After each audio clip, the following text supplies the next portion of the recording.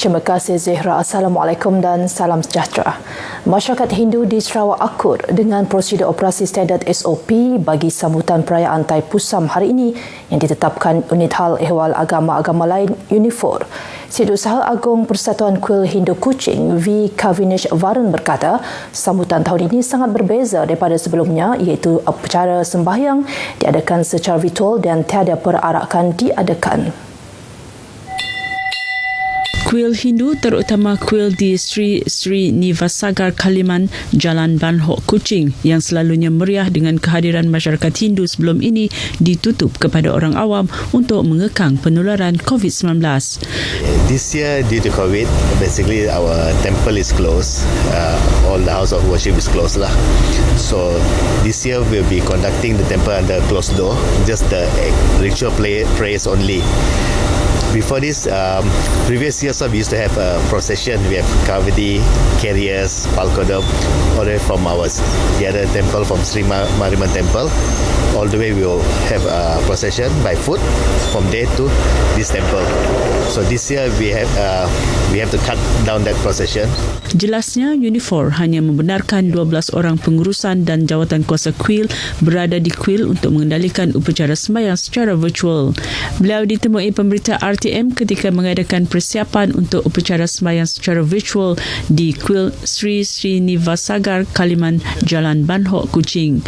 Memandangkan Bandaraya Kuching masih berada dalam Perintah Kawalan Pergerakan Bersyarat PKPB dan kes jangkitan COVID-19 juga masih dalam keadaan membimbangkan, V. Kavinesh Varan menyifatkan ia langkah terbaik bagi pihak kuil untuk membatalkan beberapa upacara demi kebaikan serta keselamatan semua pihak.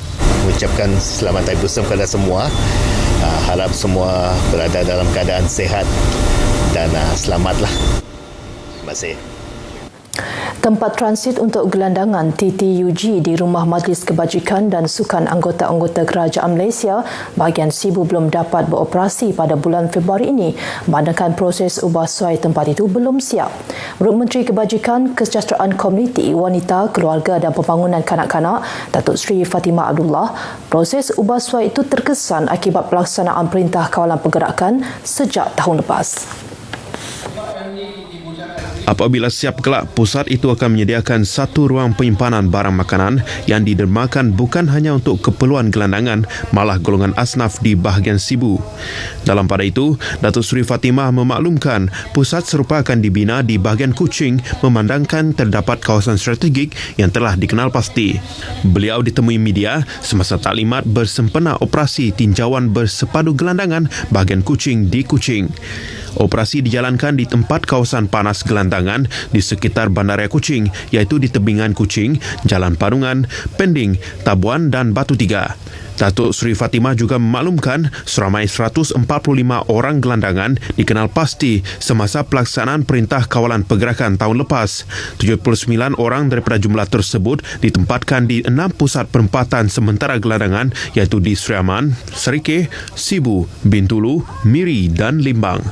Justru katanya, dalam usaha menjaga kesejahteraan gelandangan khususnya semasa pandemik COVID-19, kementeriannya bersama rakan-rakan strategik mula menjalankan tinjauan bersepadu dan bersasar bagi mengenal pasti komuniti gelandangan untuk diselamatkan. Proses pengagihan bantuan makanan kepada penduduk yang terjejas semasa Perintah Kawalan Pergerakan PKP di Sibu berjalan lancar. Menurut Temenggung Datuk Vincent Lau Liming, ketua-ketua masyarakat telah memberi kerjasama penuh bagi melancarkan proses pengagihan tersebut. Ini termasuk mengikuti arahan untuk hadir ke pusat pengagihan secara berperingkat untuk mengambil bantuan tersebut sebelum diagihkan kepada penduduk di kawasan jagaan masing-masing. Ketua masyarakat juga sentiasa proaktif mengesan anak buah masing-masing yang memerlukan bantuan makanan, termasuk mereka yang tinggal di rumah-rumah sewa dan bilik sewa di dalam Bandar Sibu.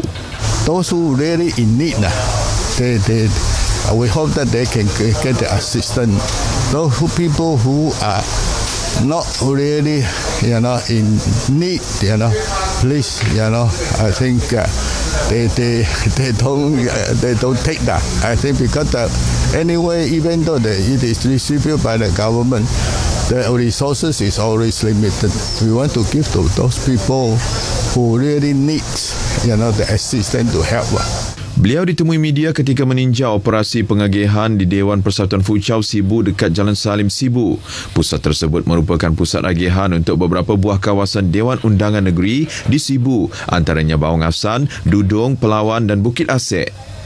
Kerajaan Sarawak baru-baru ini mengumumkan dana RM5.1 juta untuk program bantuan makanan PKP Sarawak Ku Sayang. Seramai 73,000 orang ketua isi rumah dijangka mendapat manfaat daripada program ini. Sokongan padu masyarakat akar umbi amat diperlukan dalam mengekang penularan COVID-19 terutamanya di sempadan negara. Pegawai daerah Lubuk Antu Richard Ngumbang berkata, memandangkan Lubuk Antu bersempadan dengan Kalimantan Indonesia menjadi tanggungjawab penduduknya bersama-sama pasukan keselamatan memastikan tidak berlaku penularan pandemik terutamanya disebabkan pendatang asing tanpa izin. Sebaik mungkin masyarakat ini bertindak untuk memaklum kepada pihak berkuasa untuk pihak berkuasa mengambil tindakan sewajarnya terhadap pendatang haram ini. Kita pun ambil maklum juga bahawa memang ada ikatan kekeluargaan di sebelah sana. Beliau ditemui pemberita RTM semasa temu bual khas di pejabatnya di Lubuk Antu.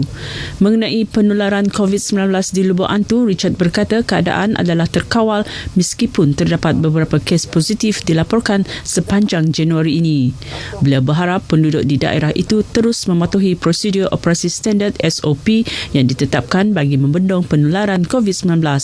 Sementara itu, satu program kepolisian komuniti akan diadakan di Lubuk Antu esok melibatkan penyertaan ketua masyarakat dan ketua kaum daerah Lubuk Antu dari kawasan yang terletak berhampiran dengan sempadan Indonesia. Tujuan utama program itu adalah untuk memberi kesedaran mengenai peranan dan tanggungjawab mereka dalam membantu memastikan keselamatan kawasan sempadan.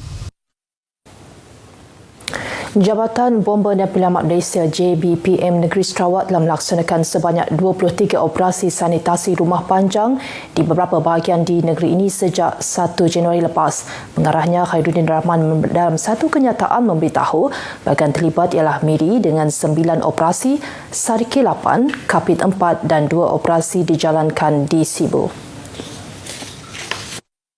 Antara rumah panjang yang disanitasi termasuk rumah Uming Guruna dan rumah Michael Marau dalam bahagian Serike. Rumah Clarence Unjum di Miri serta rumah panjang Entawai Song di Kapit. Khairuddin berkata anggotanya melaksanakan sebanyak 2 operasi untuk rumah panjang dengan fokus utama operasi di kawasan epicenter dan perimeter epicenter. Sementara itu, bagi operasi sanitasi awam, sebanyak 2,454 operasi telah dijalankan di seluruh Sarawak sejak 30 Mac tahun lepas. Bangunan kerajaan merekodkan jumlah tertinggi premis yang disanitasi dengan 1,002 operasi, diikuti pengangkutan sebanyak 557 dan tempat perimpunan 419 operasi. Premis lain yang turut disanitasi termasuk tempat ibadat, pasar awam, pasar raya, hotel, kawasan perumahan serta kilang. Lebih 14,000 anggota JPBM Sarawak terlibat dalam pelaksanaan kedua-dua operasi tersebut. Jabatan Kesihatan Negeri Sarawak meminta individu yang mempunyai sejarah melakukan perjalanan antara daerah ke kawasan berisiko tinggi untuk tampil ke klinik kesihatan atau hospital swasta terdekat untuk menjalani saringan dan ujian bagi COVID-19. Pengarahnya Dr. Chin Zin Hing dalam satu kenyataan memberitahu antara kawasan dikenal pasti adalah Sri Aman, Betung, Sibu, Kanawit, Dalat, Miri, Beluru dan Sebauh. Mereka yang ada mengunjungi ahli keluarga, rakan atau menghadiri sebarang majlis seperti perkahwinan atau pengebumian di kawasan berisiko tinggi dalam tempoh 2 minggu juga diminta membuat saringan tersebut. Menurut Dr. Chin, individu yang mengalami sebarang gejala seperti batuk, demam dan sakit tekak setelah melakukan perjalanan merentas daerah dalam tempoh 2 minggu yang lalu juga dinasihat untuk membuat saringan. Penghuni di rumah panjang juga dinasihat untuk pergi ke klinik kesihatan terdekat bagi mendapatkan rawatan dan ujian pengesahan COVID-19 jika tidak sihat atau mempunyai simptom memandangkan peningkatan kes positif COVID-19 telah dikesan di rumah panjang. Sekian dulu perkembangan berita wilayah dari Sarawak. Kita kembali ke Angkasa Puri. Silakan.